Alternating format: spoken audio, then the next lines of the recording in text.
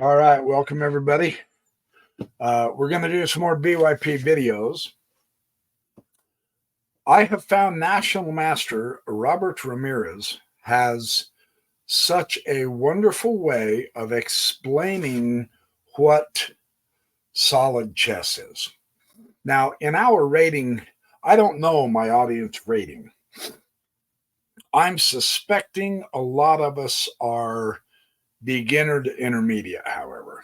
And so this is good because we need to either be reminded or be shown and repeatedly shown what is solid chess. And the thing I like about Ramirez is his ability to show and explain why chess is solid as you play it. So I have 3 games of his, and I think these are worth repeating for you, my audience, because his explanation is so good. And they're fun games. It's not a lot of real fancy footwork, deep, convoluted calculations. It's just, quite frankly, just basic solid chess. There is some calculations. The couple of items that I really thought was useful in these 3 games that happened and showed up in all 3 games is because you play solid chess, solid tactics show up. Of course, it's up to us to see the tactics, of course, yes, right?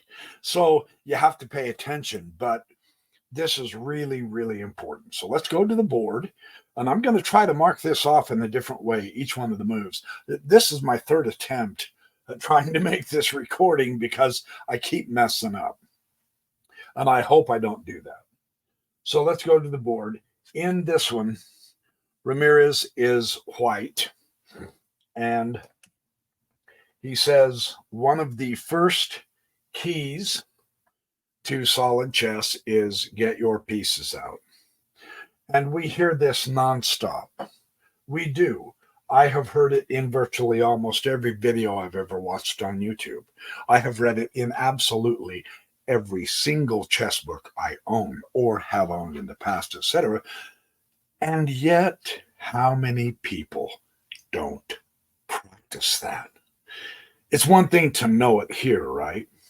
It's another thing to put it here in our games. So let's see how he does this. So they're going to immediately bump h6. Ramirez says, not necessary. The thing is, at the lower levels of rating, what happens is you get a couple of pieces out and you go blitzoid bananas about attack. And so you instantly begin to try to do something ridiculously idiotic that anybody who takes 15 minutes on YouTube can refute, and this is the fried liver attack. Don't play chess this way. This is not solid chess. Trap chess, depending on the position, can be okay, but man, don't base your entire chess knowledge on just traps. You're only going to get so far, and you'll stop fairly early on progressing, and you'll never get very good at chess. Traps are fun, they're cool. But what's even better is playing solid chess and then being able to put together combinations and tactics. That's where the real fun comes. And that's where, quite frankly, the prestige of chess becomes much more important, or it should, at least I hope, for all of us who are seeking to improve our chess. So the other aspect of solid chess is castle fairly early. I've seen some say castle within the first 8 moves. I've seen others say, well, within the first 10 anyway, right? Relatively early on.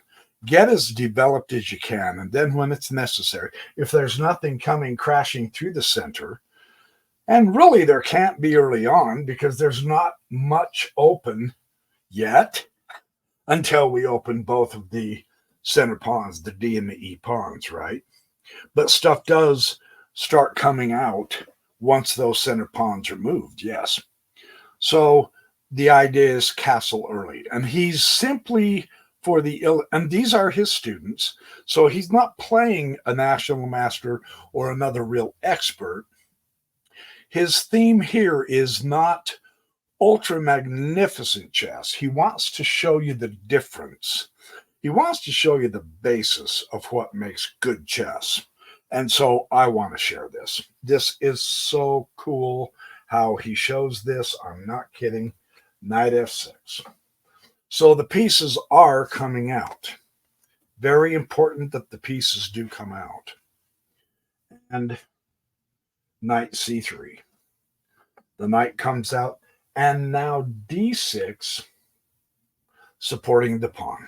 As a general rule, and again, all rules in chess, without question, seriously, all rules in chess are made to be broken, depending on the situation. Yes. As a general rule, one or two, but not many more pawn moves in the opening. If you're going to immediately start trying to chase these guys off with pawn moves, and you think you're going to just start pushing pawns like crazy and getting to the pieces without any preparation, you're going to get massacred. Seriously. Even by someone who technically doesn't have a lot of prowess or oomph or knowledge or understanding in chess. That's not the way to play chess. We need our pieces in here. Okay? That's enough said on that. So the knight comes out, and d6 will support the center. This is always good because that's one of the solid foundations of great chess. The center. You want to do the center. Pretend like, I got an idea, an analogy. Pretend like the center is the force. Use the force, Luke. Go to the center and let the energy radiate out from there. Because the most compact, greatest amount of energy, power, solidity is going to be when you go to the center. Okay, so, I mean, what the heck? It's cornball analogy, but let's go with that. Use the force, Luke. And that means as much of it, all of your pieces, as you can. Your pieces are the force. The way to make them strongest is stick them in the center and go from there. So, and now the d6 bumps. And you bet. Here's one of the other cool things about castling that is so vital. If you couldn't castle, that rook very, very, very seldom ever sees play. Stuck way back in the corner. So by castling, not only do you move your king to safety, the actual real idea of castling is to get the rook so that they can play in the party also. Yeah. So they need files. So put them in the center, and then we will push pawns to open the files.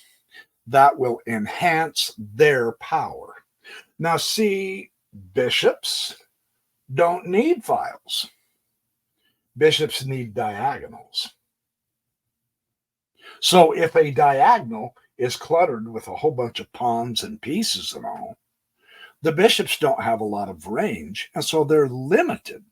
Same thing with the rooks on files. So for right now, yeah, there's two pieces there, and he's putting it across from the king. Don't sweat what's between you and the objective. That's all good because through time, the stuff in between disappears. Through exchanges, tactics, maneuvers. So bishop e7, preparing to castle. Yeah, that's good. That is very good. And white has the knight hitting the d5, the bishop hitting the d5, and the queen x-raying through the pawn, hitting d5. So you want to thrust in the center. So we see him go to d4. Pawn can jump 2 jumps on the beginning, right? So let's hit the center. The potential is we're going to open up the E files, possibly the D file, etc. But you can't if you don't put those pawns in there, right? So don't be bashful or shy about exchanging pawns. Now, you don't want to lose them. No, of course not. But you do want to exchange a few of them, fundamentally so. And we see this. E will take D. There we go. One of the two pawns that was in the file between the rook and the king are now gone. Now we have your own pawn and the bishop. If that pawn wasn't there on D4, or E4, I mean, the bishop would be pinned to the king. He couldn't move. So you could attack that bishop. So for now, it's not a pin, but just observe through time, one of the pawns is now out of the E file. This is really important to recognize. The knight will take D4, and the knight will take D4. So we get an exchange of a couple of pawns in the center and one of the knights of each player, because the queen will now take the D4. So here comes another point that I thought Ramirez did very well explaining, that I have ranted and raved. You know I have. Others have also said it extensively. Don't bring the queen out too early. Okay, so true, the queen really is the powerhouse of the group. She has the most ways of being able to move. And she's also extremely strong in conjunction with a knight, or with a bishop, or with a rook, or with a pawn, or with a king. See, she's basically the universal player. So the downside of getting her out too early is, if you can take your opponent's best piece, then you probably are going to win the game. Your odds certainly go up, and you say, hot dog, it's going to be a good day at tournament today. I got my opponent's queen first. Ramirez says in this position, though, it's not that you have put the queen out there too early. We observe that 1, 2, actually 3 of the minor pieces have been developed. One has already been exchanged. So as far as the development goes, there's only one piece left, and this bishop can come out wherever you decide to put him. So this is not a disaster. It's not a bad move. In fact, it's an excellent move. Number one, it centralizes the queen. Number two, she eyes the knight, she eyes the pawn, and she eyes the pawn. So that's not a location. The other interesting thing is the E pawn is gone. So if you're going to do kind of a pawn attack against her, you're going to have to start going more toward the edge here to hit the queen. Yeah? So this will be interesting to see what happens. He doesn't bother chasing the queen. And in a way, that's a sideline, but no, it is better to castle. That's correct. Yeah, don't worry. The queen isn't technically attacking something that you have unprotected right now. So you say, well, there's, danger, danger, Will Robinson, like that old TV series in the 60s, Lost in Space. The remake is pretty good, by the way. No, it's not that. The queen isn't attacking. She was just simply helping verify the exchange so white didn't fall back a piece. Yeah. So castling, best play at this point, without question. So bishop f4, another strong development. The final minor pieces have come out. The nice thing is, with this particular situation, he's already brought his queen out. So the effect of that, once you get your minor pieces out, once you get your queen out on a square, and you don't have to bring her real far out, just get her off this first rank. The theme is it connects the rooks, and that's what you want. Ideally, you want your rooks connected in the center somewhere, hopefully creating open files. F, E, D, we see them on C sometimes. There are times, depending on the opening and situation, where the rooks are actually much more powerful on the A and B. Most of the time, you'll want them to ward the center. So this is possible for white. Okay, so white's not doing bad at all, bringing out the forces. And now black does something that's going to force white to respond. Okay, so as a general principle, pieces or pawns, which one do I move? If you have a choice, it's always better to move pieces, not too many pawn moves, because the pieces have more power. It's easy to see how that is. This pawn, fabulous center, controls 2 squares. This queen, fabulous center, controls 1, 2, 3, 4, 5, 6, 7, 8, 9, 10 squares, plus the one she's on. 11 squares compared to the pawn's 2. Therefore, the influence of the queen is vastly greater. It's just basic logic. But she is being attacked, and so you do have to respond. But notice it is a pawn move. So now you can't go here or here. You'll be taken.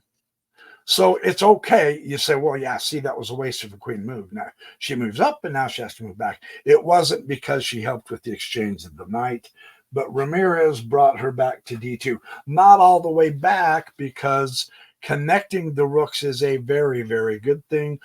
She's out of danger here, so you really have no reason to bring her all the way back. Leave her up 1 so that your rooks can get activated. That's why he put her on D2. See, it's nothing too difficult. And what we're experiencing here is, on both sides so far, is solid chess. This is an essential game demonstrating solid chess. So the queen comes out to B6. Nice developing move. She's certainly better on the B6 than she is on her home square. She now has potential. Once this bishop is chased away, the pawn can move forward. She has a potential wonderful diagonal. She has a really good file, and she controls the A6 also. So that's not bad. Good developing move. Now it's obvious. When your opponent brings the queen out on the diagonal onto the B, and it doesn't matter whether it's the white queen initially to the B3 or the dark queen to B6, the object is the B pawn way down there, right?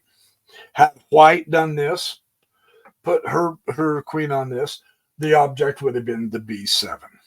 So the B2 is the object. Yes? Now, with that said, the idea here becomes much more understandable. Okay, we said we wanted to utilize the rooks. What better way than to protect our pawn? And here's why. Think this through. Observe if the queen did take that pawn, this A pawn and this C pawn would be all by themselves. They're called an isolated pawn, meaning there's no pawn next to them on either side. This pawn has already been exchanged. So they're isolated. They can't help each other. They can't help any other pawns. So by taking B2, you create weaknesses which in an end game or a later middle game become your targets. And the effect, the fight, is going to be on the queen side because those weaknesses exist. And the only way to protect weaknesses is with your pieces. So if black begins to attack on the queen side and he starts attacking these two weak targets, white is going to have to use his pieces to protect those targets, which means he's playing passive, right? He's not attacking, he's defending. He'll end up reacting to everything the black pieces will do in order to eliminate these two weaknesses. And he has to use for that. I mean, if he's got the queen available, use the queen. If you got a bishop, use the bishop. If you have to recall a knight, recall a knight. You got to protect your weaknesses. Otherwise, you'll get beat. So this strategy makes real good sense. So white's maneuver kind of makes you scratch your head. You go, all right, yeah, but wait, because that explanation of black's move is really strong and it makes sense. Yeah, I would like to take that B pawn and create so many weaknesses on one side of the board. Make no question about that. But white puts his rook on D1.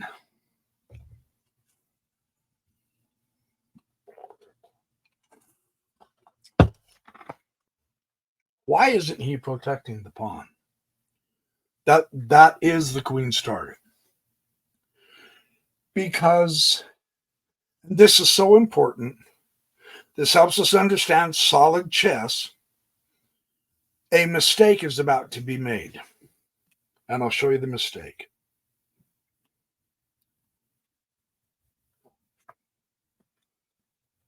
Queen takes to B2. And you said, all right, hold on. You just said that creates weaknesses, and indeed it does. Here's the problem. And this is why white's solidity is better. The attack is too premature, it's too early, too soon. He still has an undeveloped piece. His rooks are not connected, and they are not on central files opposing these rooks, or at least trying to create a file on the C file for their own rook, or the D file, or the E file. Black is too far behind in development to go on an attack like this. And what's your follow-up? Okay, so nice, you got an attack, but what are you going to do after that? What's the plan afterwards? Because what you've done is you've taken your queen completely away from everything else. She's out of play almost. She's way out there in left field, and that can't be helpful. That's why that's the mistake. And Ramirez explained that. And he said, that's why I'm willing to let him do that. Because I will show you the effects of being behind in development. If your opponent does too many pawn moves, see, this one was a pawn move. This one was an extra pawn move. Fun to hit the queen, but was it necessary? Two pawn moves and your two pieces behind in development. That's not a coincidence. Black is ready to attack. And that's the point. Solid chess. The other issue, he's attacking on the side. The only correct response is a response in the center. You now know your game plan. You attack in the center. And when you look at this position, Black, for all intents and purposes now, only has two central squares under control. This one and this one. Now, he possesses two center squares. I get that, with the pawns. Oh, I lied. The knight controls this. Okay, three. But the center is these four squares. And the outer center is all of the squares around those four squares. Look at white. So much more power in the center. Therefore, that's the place to attack. And Ramirez really made a big deal about this. That's why I am, because we are about to see an example of solid chess, attacking solid chess, based on the important principle that Black has spent too much time on superfluous pawn moves, and therefore strike in the center. You're attacking the knight. And that's not just any knight, but that guy is guarding the king. That is a very important piece. Black, again, now Black's going to be on the defensive. He has to respond to this. You're not going to let that knight disappear. You can't ignore that and let that pawn take that knight and do some more over here to try to attack more over here. No way. That knight's critical. So your pawn is going to take the e-pawn. Makes good sense. Sincerely, it does. And the bishop now is going to take the pawn, wonderfully centrally centered, and hitting the knight. Look at this. That bishop is one of magnificence going toward the king's side. Look at his brother. That bishop pinning the f-pawn to the king, incidentally, is really magnificent because of that simple pawn push and the pawn exchange. This weakened Black's center, and it magnified White's center to both places that it should be, the king side and the queen side. Attack in the center. That is solid chess. That's why the effect of this is so devastating. So he does get the bishop developed, which is very good. I mean, man, at this point, if Black would have moved another pawn, tut, tut. No, man. Someone's going to have to teach Black a little bit. But he did not. He brought the bishop out. What's more, it is a fantastic square. And what's more, it is a good piece of attack. So here's another issue that I want to share that Ramirez said. And I loved this part of it. White still is fully developed. And there's been a few more exchanges of a couple of pawns, which really did change the dynamic of the whole board. Now White is firmly in command. Really. Now tactics start showing up. Black is still underdeveloped. His rook is still on the A home square. And the A home square of A8 is wonderful if you've already began pushing your pawns and you need to push those pawns to attack on the queen side.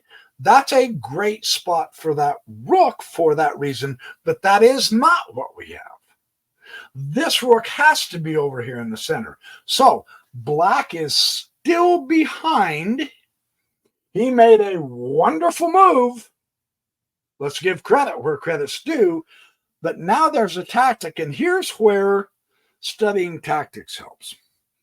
And I'm talking out loud to myself. Carrie, study tactics, because I too can play like this when I begin to see tactics. Keep your eyes peeled for a couple of items in all of your games, just as a check principle. It only takes a quick second to look for and find if there is something available. The first thing is see what is on a file that your rook is on, and or a file. This is a battery, a queen rook battery. Man, that's tough stuff. Just like a queen bishop battery, if you put a bishop behind a queen on the diagonal and let her, that's a good battery. Tactics will flow from that type of a setup. So this is really nice. And the file is wide open. Black is very fortunate that he owns the 8th rank, his first, white's 8th. So you're not going to get something like this, besides the bishop also owns that d8 square. So that attack isn't going to happen. We get that, right? Just be aware of the potential power of a battery and the potential usefulness of a rook and a bishop on the same file when an enemy piece is also on that file. There could be a discovered attack. For instance, if you chose to take the knight, if your opponent's not careful, they'll say, aha, I can take the bishop, which will damage the pawn structure. And because the bishop took the knight, it exposed the bishop to the rook. There's a discovered attack on that bishop from the rook, and he wins 2 pieces to black winning only 1. That's called good tactics. That tactic is available because white is fully developed with the rook in the right spot, as well as the bishop out in the field. Interesting to observe that. Really kind of cool to be able to observe that. The discovered attack, not on the knight or the king, on the unsupported bishop. Nothing is protecting him. Can you see another situation in this position where that kind of a tactic can be used? There is another one.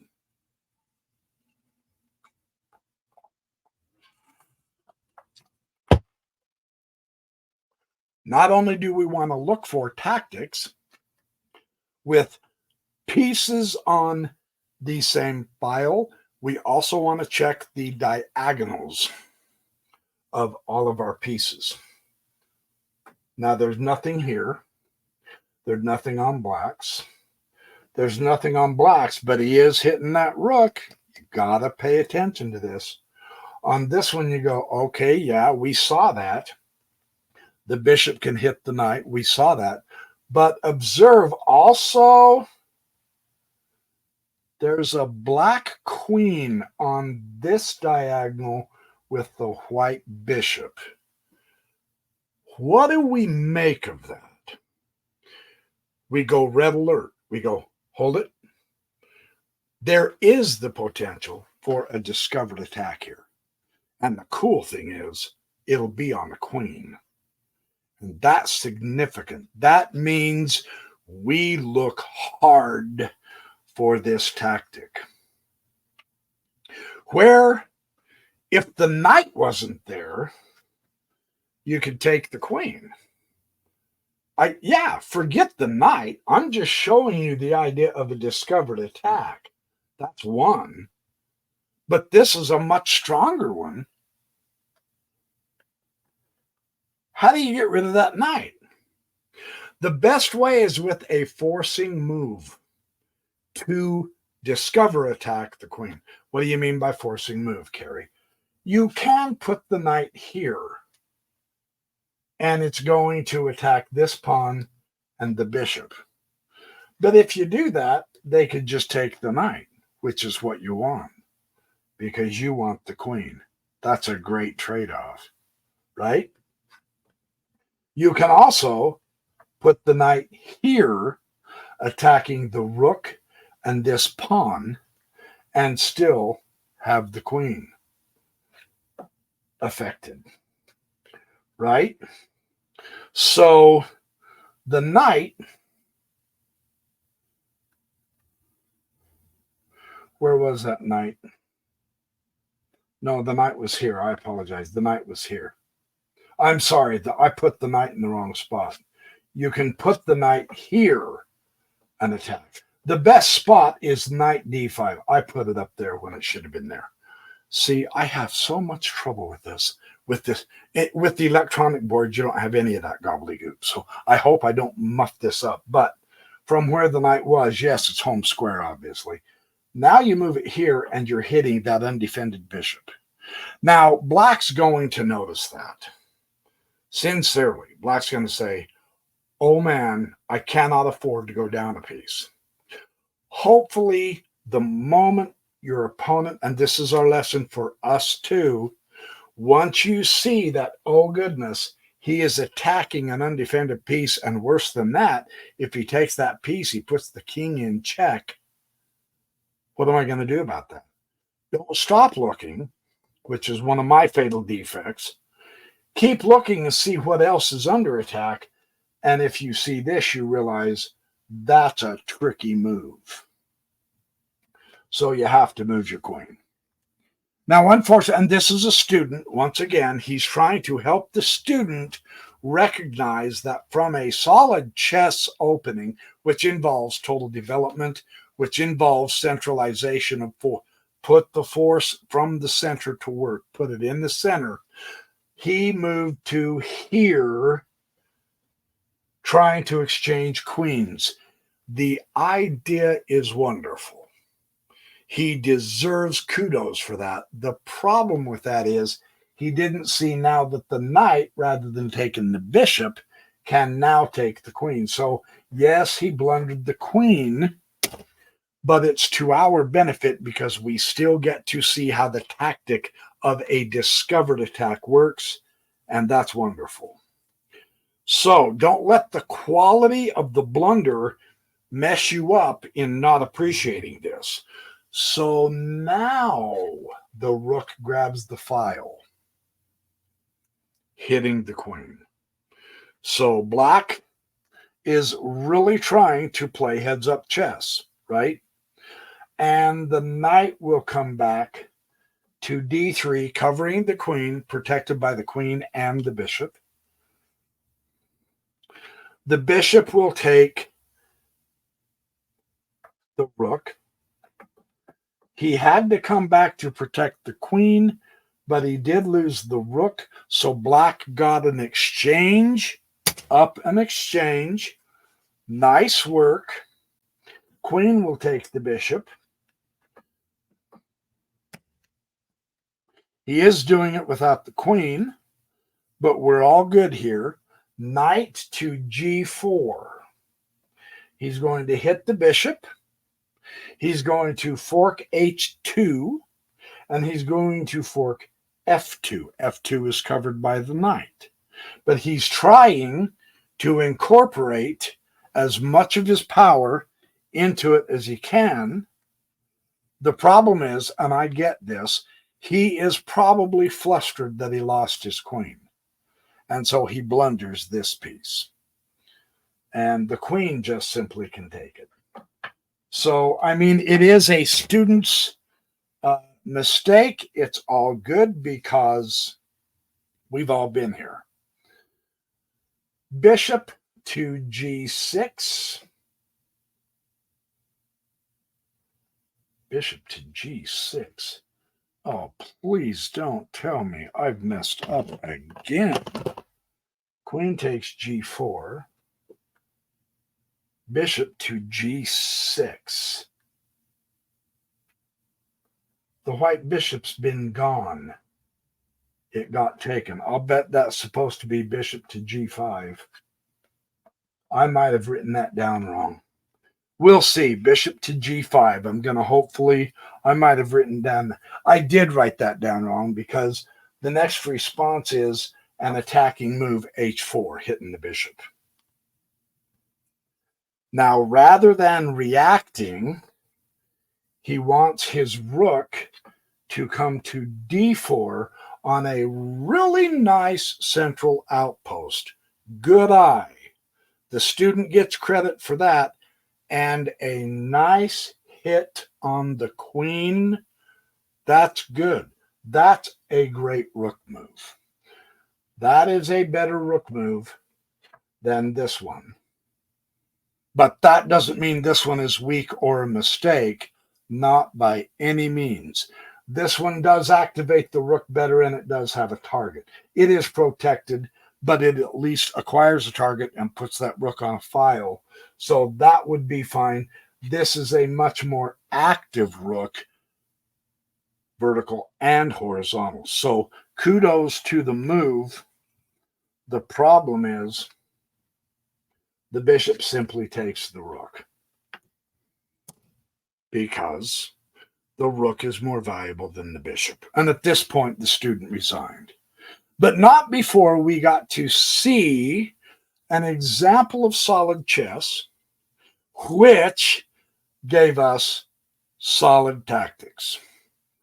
That is wonderful. And I have two more games that I want to show you that National Master Ramirez played with his students and demonstrated even more solid chess ideas, helping us all grasp the essential features of when chess becomes solid. If we can learn to play solid chess, we are very grateful for that. We have a well-known national master showing us with the evidence what solid chess is, so that is totally cool by me. I love it. I love it. So let's take another look at another game. And the interesting thing is, once again, it is because of the solid play. The characteristic things that need to be done are done in the game, and therefore we get solid tactics showing up.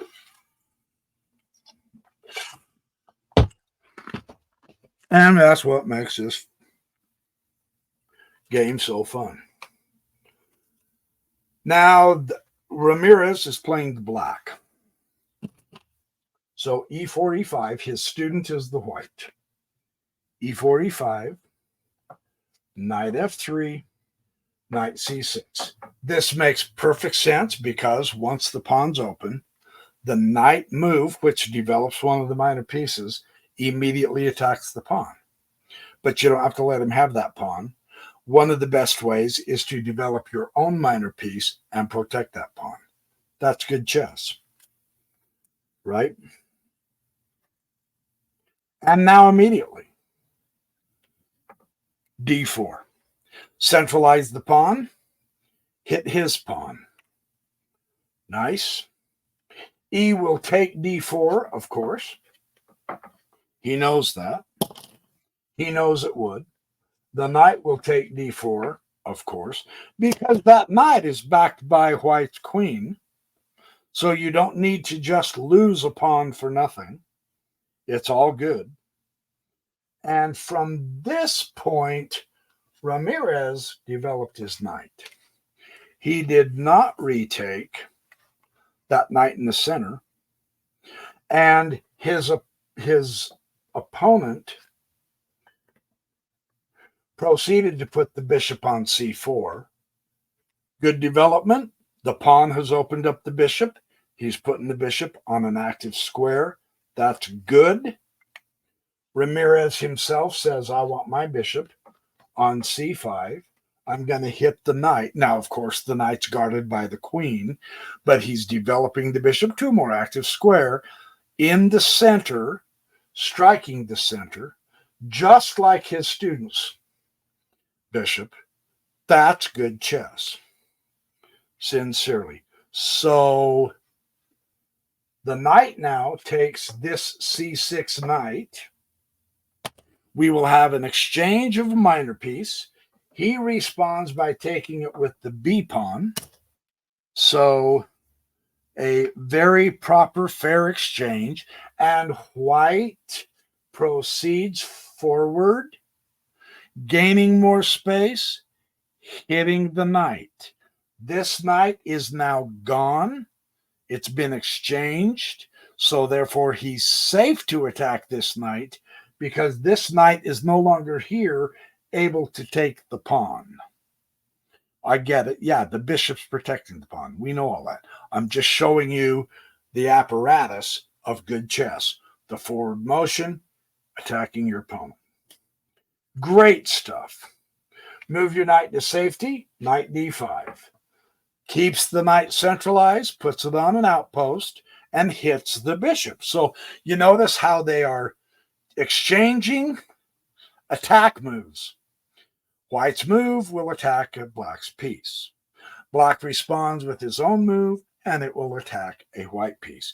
This is the struggle to put your plan into action and try to make your opponent react to you. That's solid chess. Bishop g3. He wants the bishop, so save it. If you noticed, not that this is a London opening, but if you notice, that is the London bishop. And in a lot of variations, when that bishop gets attacked, it doesn't matter whether it's by a knight or the dark squared bishop of the black pieces, one of the strategies is to drop it back. Because if then the exchange happens, you can re-exchange with the H pawn, and that opens up the H file for the rook. So in some variations of the London and the Jobava London, that's very valuable to have that H file. So that's a nifty little trick, strategic trick to remember. Rather than bringing your bishop back here and crowd yourself, rather than come back here and block in the queen, you do this, you still have the diagonal, you're still supporting your pawn, which can move out of the way in case you want to do a discovered attack on something. So that's good. That's really cool. Bishop comes to g3, and now the castle. Let's see. That is move 8, which is within the standard, more or less. I mean, you don't have to be strict about it. You don't have to count each move. Let's see. Oh, I'm on move 7. I've got a castle next time. No, but don't let it go for 21 moves or you've gone way too long. By then, your opponent's attacking your king. And again, bishop c4. So this guy is really putting his pieces out there. He is to be commended. More active pieces means a stronger force in the center. His influence in the center is more from his distant pieces. He's not actually putting pieces in the center. He does have the one pawn in the center, but his bishop is helping support the center. And now this bishop is helping support the center, and the queen is helping support the center. So white, though he doesn't occupy it with pawns and pieces, is really doing a great job fighting for influence on the center. That's cool. That's solid chess, without question. Knight b6. He wants to keep his knight. Notice once again the effect. He still influences this. Now he's on it. And you say, yeah, all right, that's central power. Okay, I'll agree to that. He comes back and over to the side. b6, which hits this bishop, which really does have a splendid influence, pinning that f7 pawn to the king. That's a great bishop. So, but just because he moved the knight back and over doesn't mean he's lost center influence. His knight still hits that square, right? Just keep that in mind. And look at this. Now, white, give him a gold star on the forehead, no joke, because rather than just simply reacting to the attack and once again retreating, doing a passive move, oh, I have to protect my bishop, move him back. No, you put your bishop out there. It's not a pawn attacking the bishop. Fair deal if you recognize, though, well, yeah, but a bishop's supposed to be more valuable than a knight. In a small sense, yes, for us, for our purposes, bishops and knights are the same value for now, so that we first learn the principles of how to play solid chess. We'll get into the nuances another time. Developing yet another piece, giving himself a chance to potentially castle either side, that can be helpful. But developing another piece, protecting, that's good chess. And notice too, it's easy to defend that bishop pushing a pawn. I get that. Once again, the issue. If it's between a pawn and a piece, move the piece, because the pawn only affects 2 squares. And it's a good effect. It's not a mistake. It's a good move. You can do better, is what we're seeing here. We want to play solid chess. We can do better than just this with the development of the piece, because the piece, even though he's on the edge of all things, still has 4 squares he influences.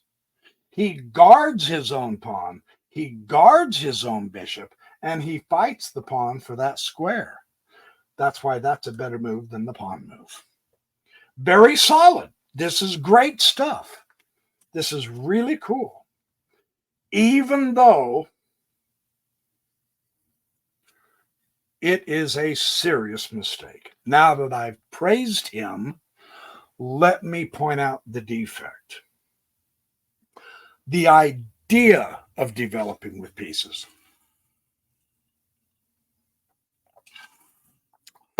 is strong.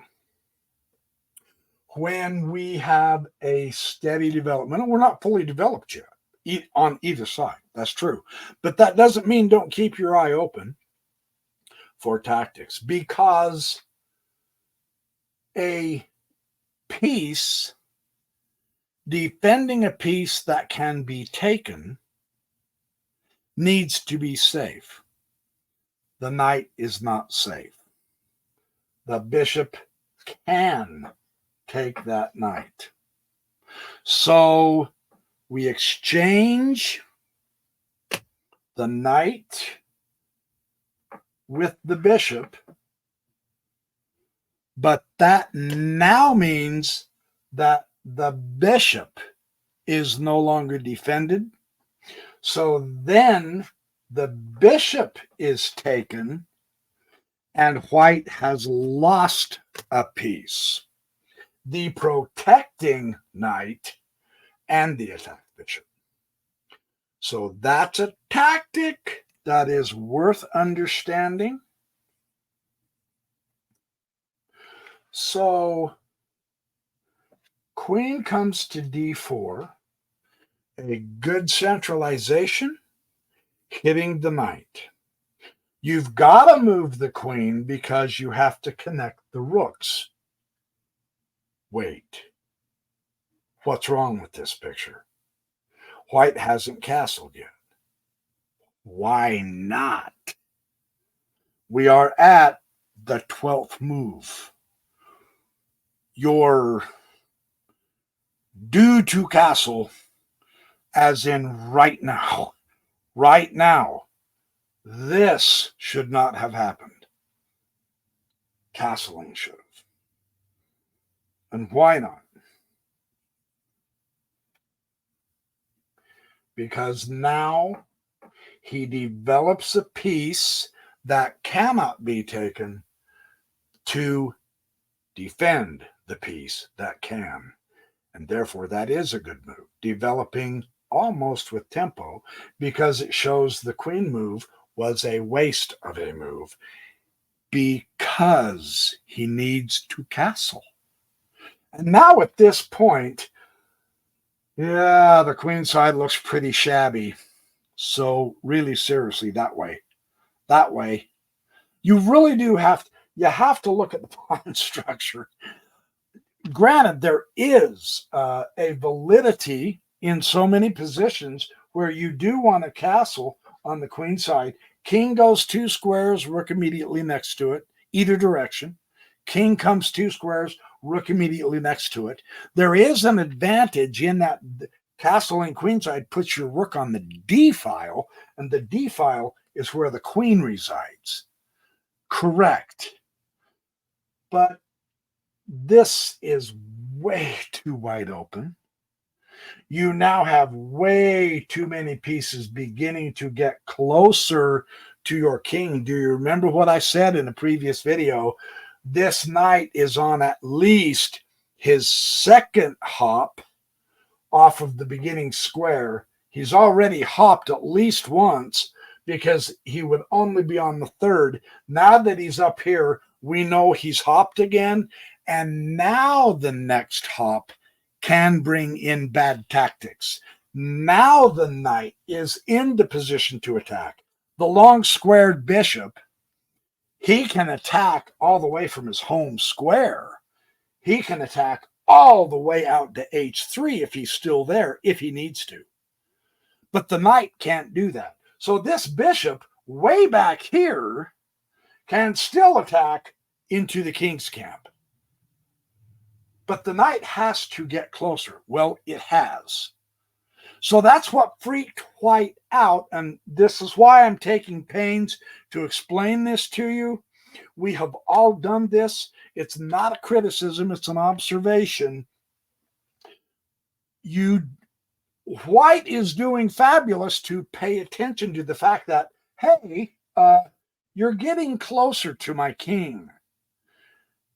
If you're not uncomfortable with that, you need to train yourself to become uncomfortable with that.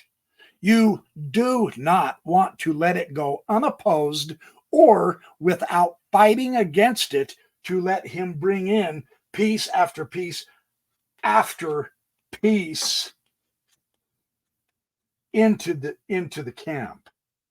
That should really be bothering you if you had this position. You should be saying, wait, or at least hoping you have 3 or 4 pieces over here that close to that king attacking. Because this is absolutely dangerous because they're in the position to attack. So this, consider absolutely dangerous. 2 pieces can combine. That's why he made the queen move. So it's not a criticism. We get it. Yes, correct. But a better decision is if you're so worried. Oh, whoops, sorry. I need to uncastle that. If you're so worried about the safety of your king, don't use a piece to defend the king if you haven't castled. Castle. That's the rule. That's what would have made this solid chess. Yeah. So we're beginning to see issues because he's making the wrong moves. And we all know the order of the moves, including his student. And yet he didn't follow it. How many of us do this? All of us, of course. We're human. But that's why the repeat, that's why the lessons are so valuable and good. So the bishop now defends the knight. Now what? Now what? Rook AD1.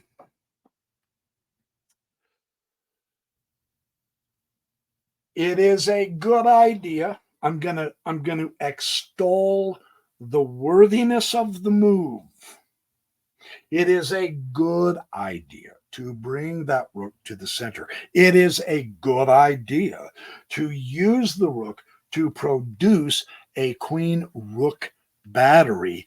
It is a good idea to try to get a pawn and a queen for a queen. Take the pawn, the queen will take, then the rook will take, and you win a pawn. And not just any pawn, but the center D pawn. All of that is good. But you have no business attacking, let alone attacking in the center, leaving your king uncastled. That is not solid chess. And we now get to see the results. And they couldn't be more disastrous. Wrong order of move. Great move. But dadgummit, we're on move 13. By move 13, you guys, you be castled. That's an order. Yeah, that's that serious. Okay, so let's see what happens. Why, BYP? Why? Who do you think you are? Well, I'm going to side with National Master Ramirez because now he goes D6. You say, big deal. It's a pawn move.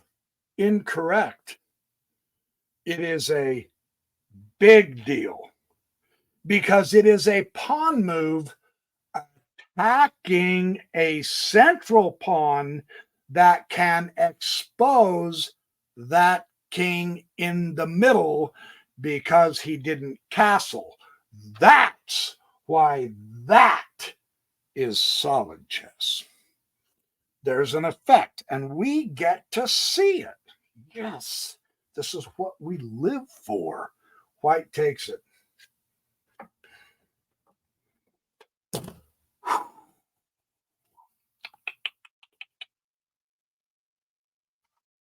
Do you see the move?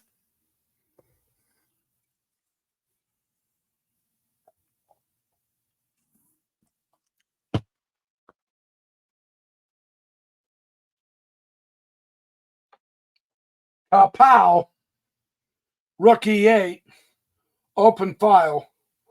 The king should have been castled, for crying out loud. Now you pay for it. And it's not that you're making bad moves. It's not that your pieces are misplaced. It is that you are moving them in the wrong order and you know better. We are on move 15. What is your king doing in the middle? Not acceptable. See how this works? Solid chess. King castled. Now, because of that, you get the open file. And it is an attacking open file against the best piece you can attack, the king. This is solid chess. This is okay, but flawed. This is solid. And we see why. That's what I love about this stuff. We see why. And it's critical. King F1 can no longer castle. And this is a horror because that means now he plays without the rook. And understand the serious problem that presents to him. And I'll show you just why. Knight E3, discovered check and double check. A double check is exquisitely powerful because the king has to move. The pawn can't just take the knight and solve the problem because you're still in check.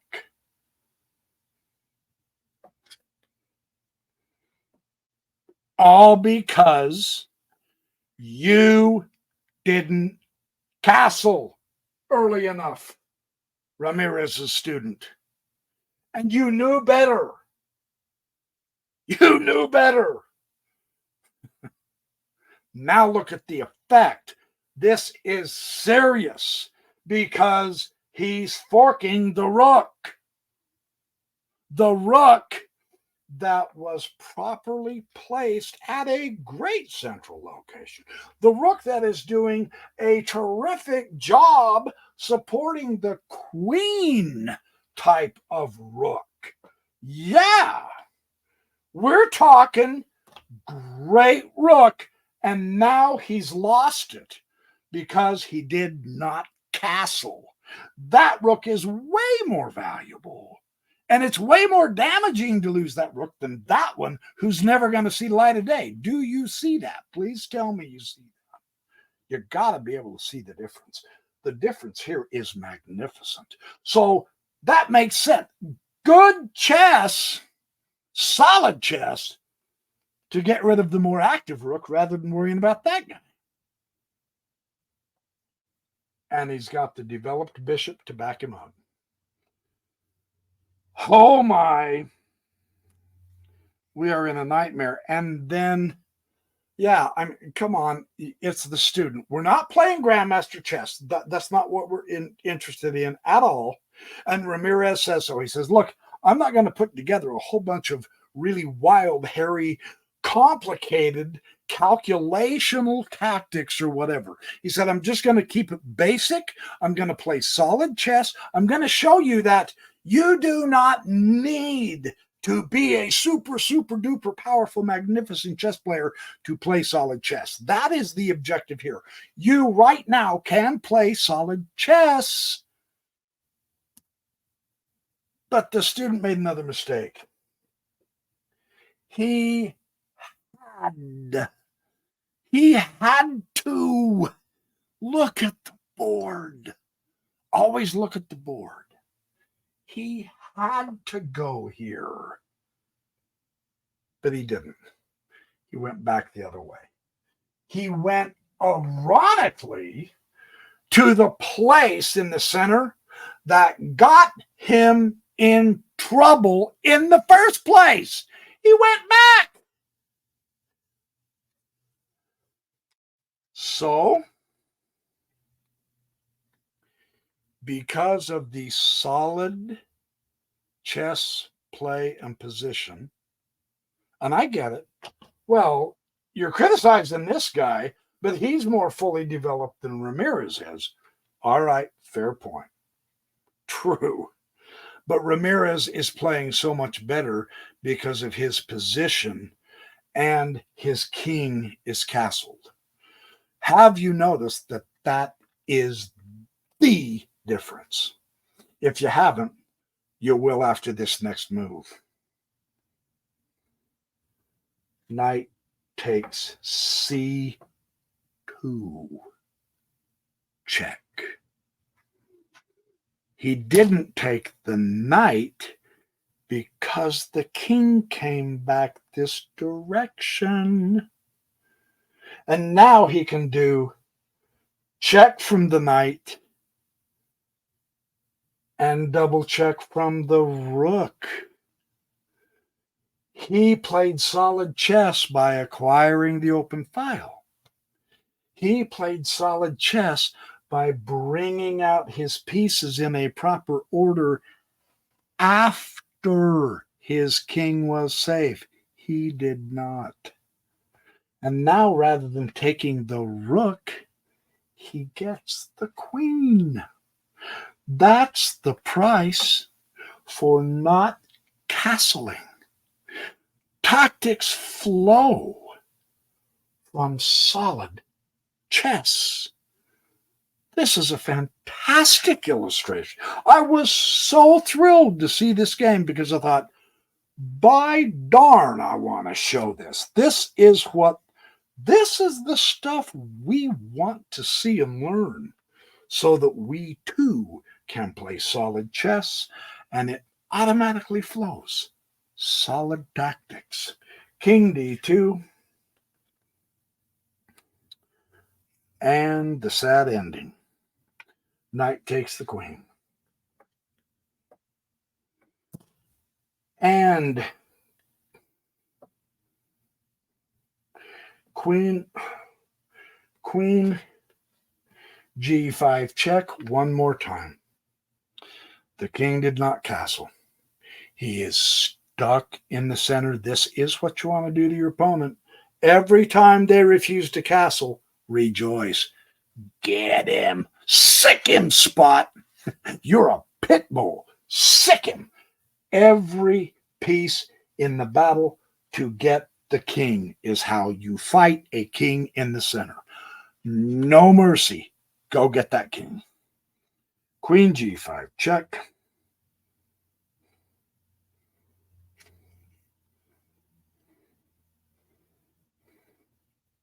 Oh no.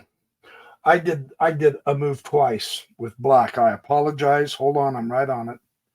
King came to D2. And then knight took the queen. And then king came to C1. The knight took the queen, then king came to C1, and then the queen came out and went check. Sorry, I only skipped the one just a moment ago. So we're back on target. And now F4. Okay, now that's a block. That's a block of a check. But who cares?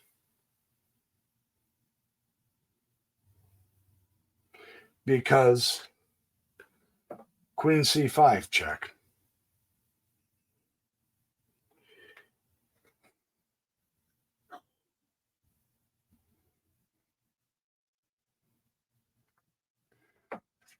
King D2 and Queen C2 mate. Because you own the file, there is no going that way. And the bishop and the knight helps support the queen, and the queen covers all the other squares. So that is a fabulous example of the simple principle. And let's be real, it is simple principles that give us solid chess, right? It is. It doesn't take a grandmaster only, or a master, or a national master, or an international master to play solid chess. You and I, right now, can play this solid chess stuff, and from it, solid tactics roll out. I have another fantastic example I want to show you, and then I'll let you go. This is a long enough recording, but these three games are just so fantastic to illustrate such a cool point, because this is accessible to us. That's what makes this so exciting for me. This is accessible for me. Solid chess is doable for me and you. That's what makes this so cotton picking cool. I love stuff like this because, hey, I can do it. Hey, you can do it. You aren't high rated above 2000. Neither am I. And yet we can play solid chess. And I mean solid chess. So that's what gives us the impetus to say thank you, National Master Ramirez, for showing us this. And thank you, BYP, for showing us this. And now we want to go practice this. One last game. Ramirez is white in this. Let's go to the board. Again, let's just keep it simple. E4, E5. No fancy openings like the Grob. or anything. No, we just solid, just solid. Classical chess that we all grasp and know. E4, E5, knight F3. Again, the most popular way to respond, and again, the most popular way to respond. Hit the pawn, protect the pawn with development. All good. Bishop C4 again. So the three games are utilizing the Italian to illustrate solid chess. Wonderful. And Bishop C5, solid chess. Wonderful. So D3, support your center. Solid chess. And knight F6, develop your pieces. Solid chess. For real. No kidding. So now,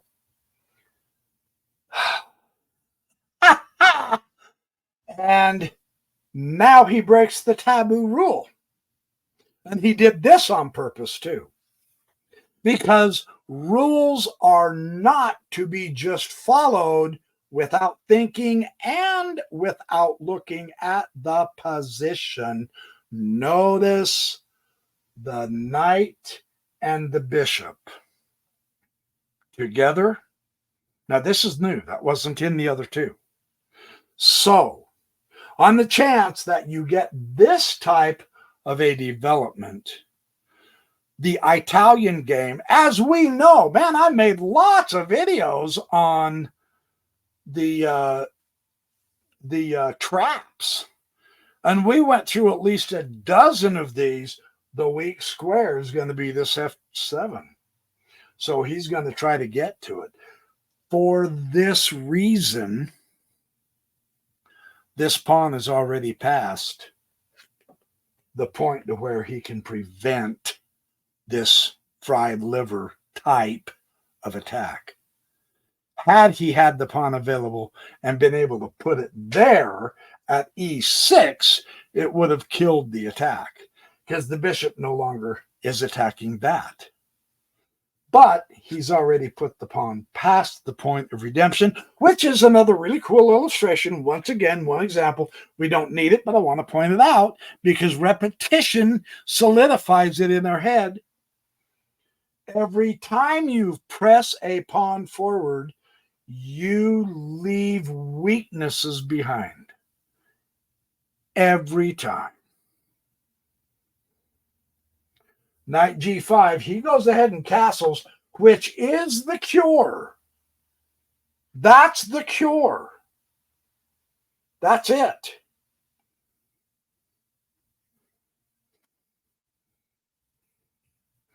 You know what? I lied. Ramirez is the black. I apologize. Ramirez is the black. The white is his student. I was trying to think, why in the tarnation is Ramirez doing this? He's not. It's his student. He's showing why not to do this, because the way to solve this problem is castling, and now the rook defends that pawn. Watch what happens. This is an eye-opener. This is so cool. I didn't know this until just within the last year. And I was watching one of my other heroes. I have many, many YouTube creator channels that I watch. Nelson Lopez. National Master Nelsie. They call him Nelsie. Nelson Lopez. Phenomenal channel. The student went ahead and took the pawn. Now, at this point, be happy. Don't worry. Be happy. When the knight takes F7, don't worry. Be happy. Take it. Take it. Yeah, baby. And when he follows up with the bishop taking the rook, take it. He thinks the rook is more valuable, and it is. The rook is more valuable than the bishop. And the rook is more valuable than the knight, but the rook is not more valuable than a bishop and a knight.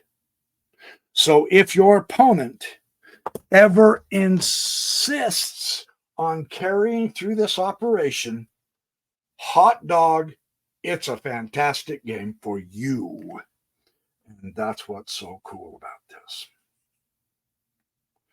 So let's go on. Knight c3, he's going to bring his piece out, and the all-important d6. Now, this is a small move. Small moves give you solid chess also, because it really does support the e-pawn, and it really does support your knight. So it's a good move. It also opens up the light squared bishop, which is simply delightful.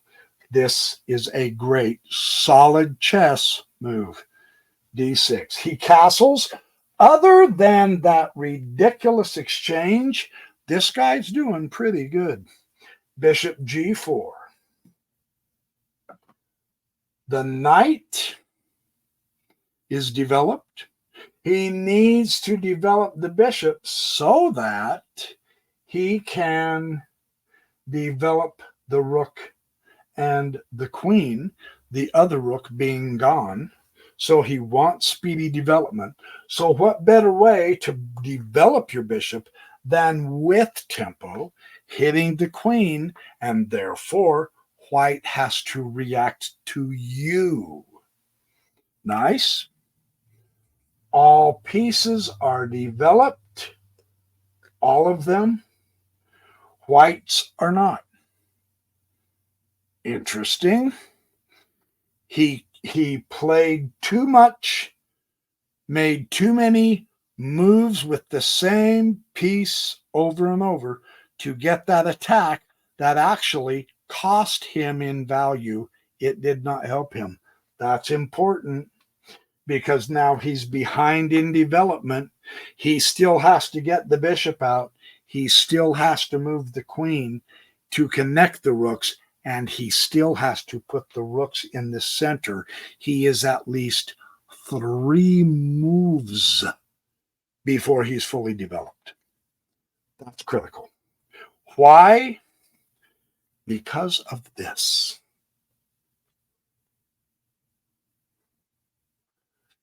He develops the queen because f2 is pinned,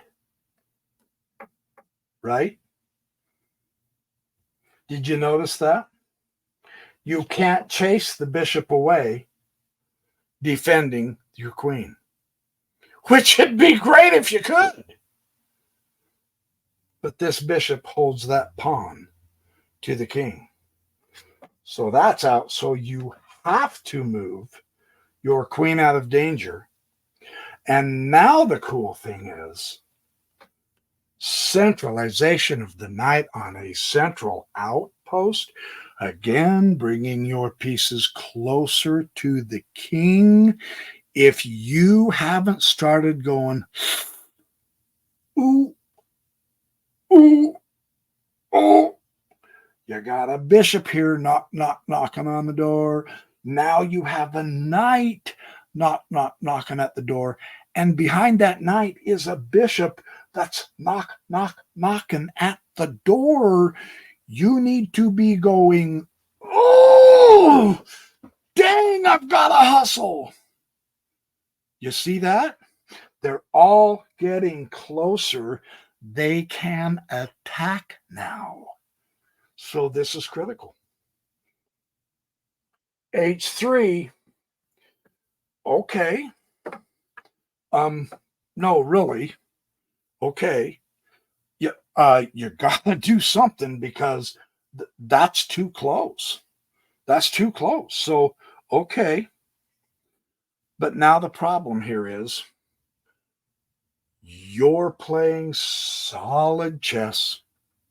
You certainly are way ahead of him in development. He still hasn't got his pieces developed, and he's still got a rook out here. And granted, so does he, right? But these pieces are so much more active.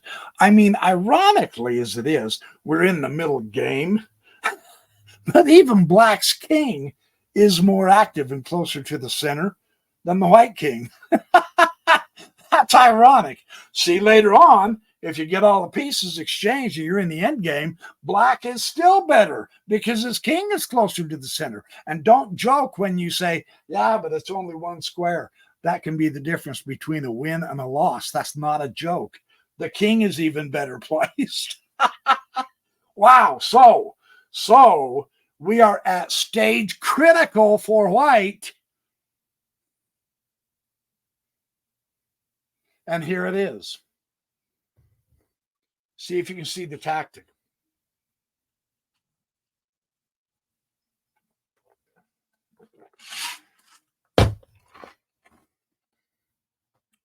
If you can, write it below in the comments. I'm going to stop the game here because I'm tired.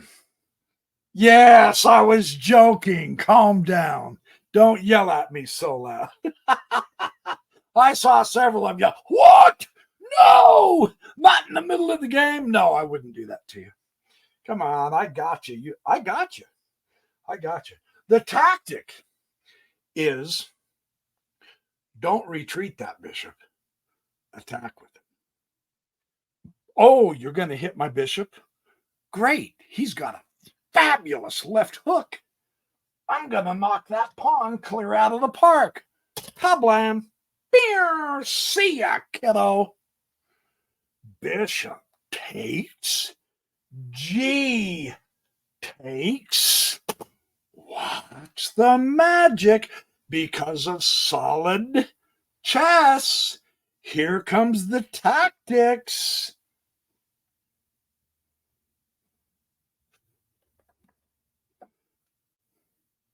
Woo-hoo! And look who it comes from. What a fork. King and queen, knight fork. The tactic came from the piece that is closer to the king than this one or this one. This one and this one did not do any tactic. This one that's very close did. That's why you get nervous. That's why you do something about it when your opponent's pieces begin to encroach closer and closer to your king, especially the knights on their second hop. Sit up. Open your eyes. Go wash your face. Slap yourself and look. Because that's the game winner. Kablam. Check. And forking the queen. Phenomenal. Now the king goes to h1. And the knight takes the queen. Game over. Once again, hitting the rook. Still, he took the queen and he hits the rook. How rude. So the bishop, of course, is going to take that snot-nosed horse, right? And now, observe the position of the board and don't forget your other pieces. Just a simple bump. Great things can happen from just a one square move. I present to you the evidence. Knight e2. Yeah, now look at white scramble to protect the king. Right? Everything's going back to protect the king now. Holy cow, we are had, but you're way too late because you now have the second part of the attack. Queen takes h3 check, which means the king comes back to g1, and the queen alone can't do the job. The cool thing is the pieces are close enough that she doesn't have to do this job by herself. The knight now gets to come and play in the party. Knight g4. Again, the queen and knight are a fabulous dynamic duo. Use them every chance you get. Bishop F4, stopping the mate in 1. Knight hitting the H1. Queen going to H1, checkmate. Bishop to F4. The problem is it doesn't work because the pawn gets to take it. So now what do? Well, the knight will take F4, hitting the queen, but that's not the square they had to protect. But you notice they can't protect the square they need to protect because they didn't play development chess fast enough, and you've got to checkmate. Fantastic, solid chess produces solid tactics. I hope you got that out of these 3 chess games. Thank you, National Master Robert Ramirez, for these 3 games. He produced them quite a few years back, and my goodness, how relevant they are for us, you and my audience and me. I include me. I am not above you looking down at you lowly wishing to be great chess players. No, I'm in this with you. I loved these 3 chess games. Solid chess give us solid tactics. And now we know how to do the solid chess. Man, it just doesn't get better than that. So thank you for watching my videos. Appreciate all of you. Stay tuned. I've got some more live sessions coming up this weekend. Saturday, potentially Sunday, probably just Saturday, but I'll do a real good live Saturday morning. I'll get that scheduled and get the announcement up, and then we can have some good times. And I will try like crazy tomorrow night to produce another chess video as well. So have a good night, you guys. Great to see y'all again. I will see you soon. Be happy, do well, sleep nice, and come on back now. You